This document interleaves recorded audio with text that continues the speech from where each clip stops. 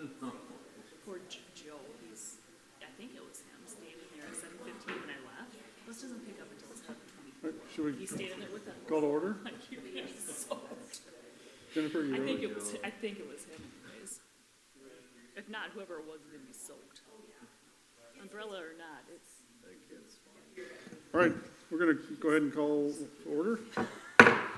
He said, Start with the Pledge of Allegiance. Pledge of Allegiance. The flag of the United States of America, to the republic for which it stands, one nation, under God, indivisible, with liberty and justice for all. Here, would you do the roll call? Mr. Steinberg? Mrs. Rorich? here, Mr. White? Here. Mr. Lewis? Here. Mayor Whittington? Here. Look for a motion to approve the agenda. so move. Second. All in favor? Aye. Opposed? All right. Jennifer. Great. Good morning, Mayor and City Council. Our first item here, we are seeking a City Council approval to hire a Public Works seasonal employee that would be charged with helping the Public Works Department with mowing and weed trimming in public spaces, including our parks. The position would be scheduled on an as-needed basis with hours varying depending on weather conditions and how much rain we get and how fast the grass grows. The hourly wage for this position would be $14.73. We did complete an interview of an applicant with the Public Works Director, Public Works Supervisor, and myself.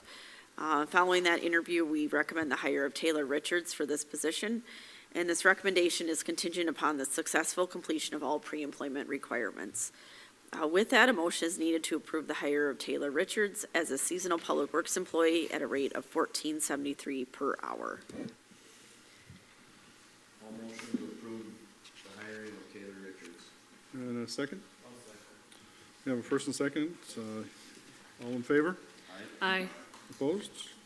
All right.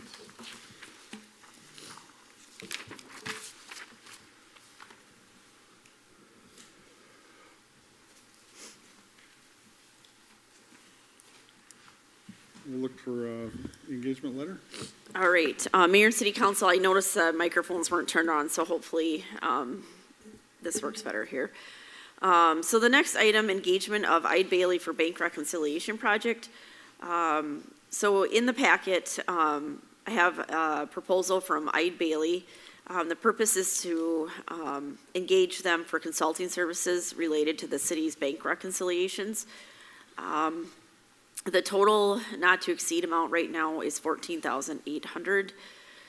The reason this is being sought is we need to have accurate and timely bank reconciliations to ensure the integrity of the city's financial records. During our recent audit, there was noticed an accounting error that requires correction, and we need to obtain a clean, unmodified audit opinion, and right now the auditors are saying until we get this issue resolved, they can't give us that. So city staff has been working hard with the auditors to try to get to the bottom of the accounting error, and city staff thinks they've identified what the issue is, but at this point the auditors want to move forward with doing the additional work just to, make sure we get this issue addressed moving forward. And I'm optimistic it's not going to be anywhere near that $14,800. I think that's just, kind of worst case scenario. So at this point, I think it's important that we move ahead and get this done because with bond rating and so forth, we want to make sure we have a clean audit opinion. So basically the scope will include, they're going to go through 2024, prepare 12 months of bank reconciliations, identify areas of concern, and then recommend improvements to internal processes and reconciliation procedures.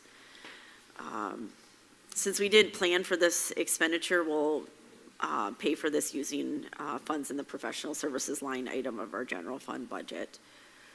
Does anybody have any questions? If not, I would just ask for a motion to accept the engagement letter from Eid Bailey for this work. I have a couple questions. So it's the time and materials, so we're just gonna use the number of hours that we use? Yes, And it's exactly. Just for 2024? Yes. How do we get back on track for 2025, being that we're in the 5th month already? We'll be in the 6th month before this is, So I think once this issue, because there's kind of 1 month that we've identified where there's an issue, and I think once that gets corrected, then everything else should be fine. This typically happens, not by this much, but it does happen. And then usually at the end of the audit, there's they get the number, and then everything kind of balances out from there, so. no, I think that's good. I just, I know that we struggle with some things, so just being able to get back on track and then get down to the monthly reconciliation that we should be doing. Right, and I kind of feel like at this point, if we don't get this addressed completely, it's just gonna keep building and getting worse, so, No, I agree, and I think it's gonna be, if we don't, it'll become more than a finding, yeah. in the future on the audit. Any more questions? I'm looking for a motion to approve the engagement. So moved. Second? Second. Any more questions, discussions? All in favor? Aye. Opposed? All right, that passed. Next one, Jennifer, pedestrian connectivity project. Okay, this is this is an interesting one. I don't know if you guys recall, but at the last council meeting, I mentioned that sometimes the federal CRP programs are interesting because it's new and nobody really understands kind of the process, so we're all kind of learning together. So I had,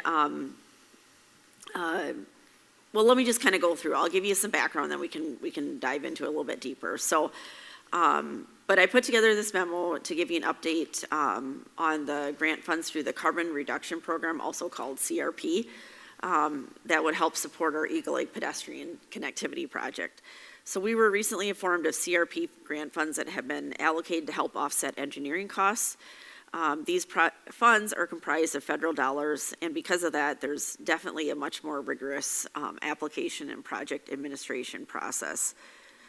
We already secured a Transportation Alternatives Program grant for this project a couple of years back, so that's going to get the lion's share of the project, and we've submitted our second application to the DNR to try to get some local funds to offset the local funding share between the city and the county.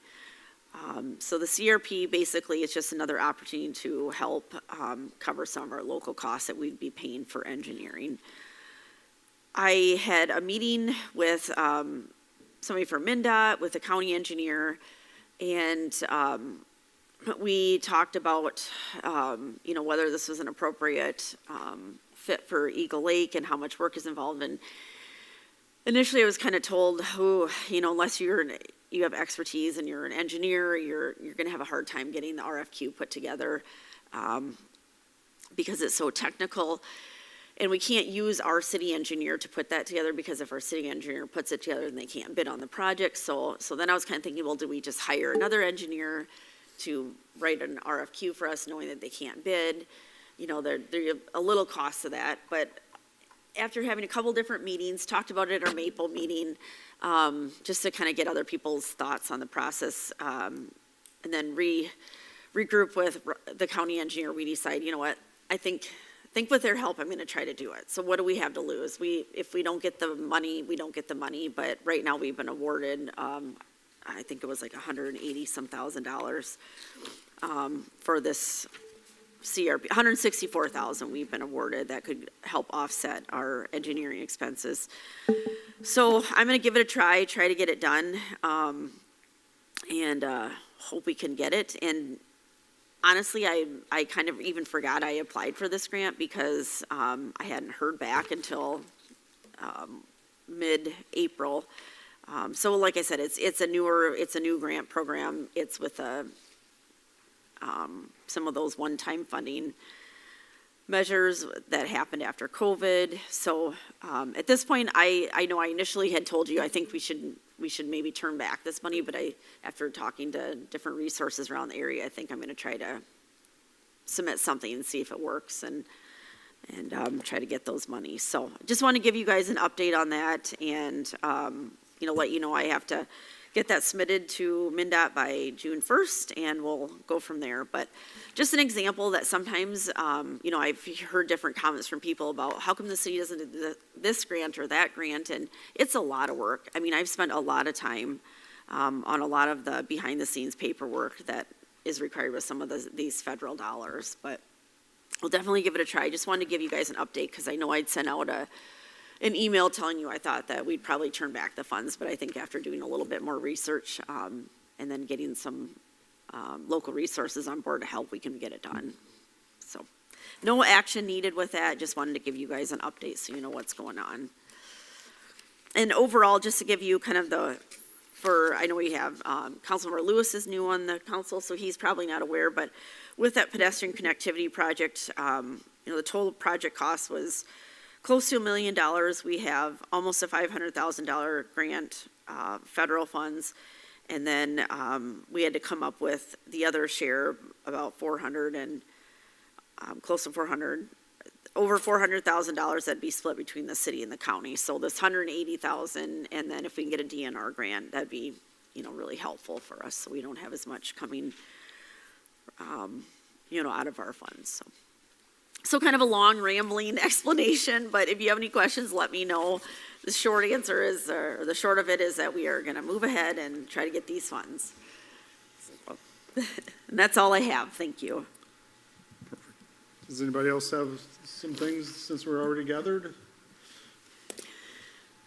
Well, with the rain, if I could just add, I think as you guys all came in, you've heard about the leaking in the roof in the police office and also now in my office. So KRI did email me back. They are coming out this morning. So I have authority up to $5,000. I have no idea at this point what it's going to cost, but we just need to get these repairs done before we cause further damage. So I'll keep you guys posted on where we're at. And I'm also trying to I've been working for a while, Andrew and I have been, to get a meeting set up with someone from KRI to do kind of a walkthrough on the City Hall roof and then also Public Works roof and find out what we need to do to get these roofs, get the repairs that are needed, because we really have not had any issues up until probably, I'd say, the last year and a half maybe. And they've been out here a number of times. This is by far the worst that we've had, so. And just to put it in, perspective, Jeremy Brennan was in here and he's like, our roof was put on at the Justice Center in 2008 and they're completely replacing it. So that might be our best option to look at sooner than later.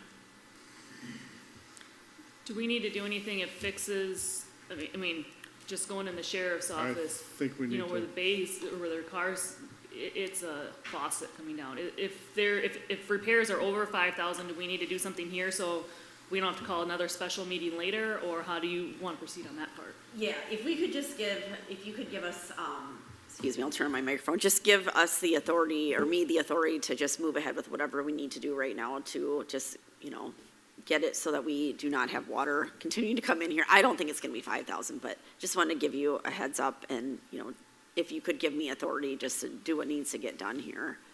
I think it's a great idea, because I do think it's gonna be over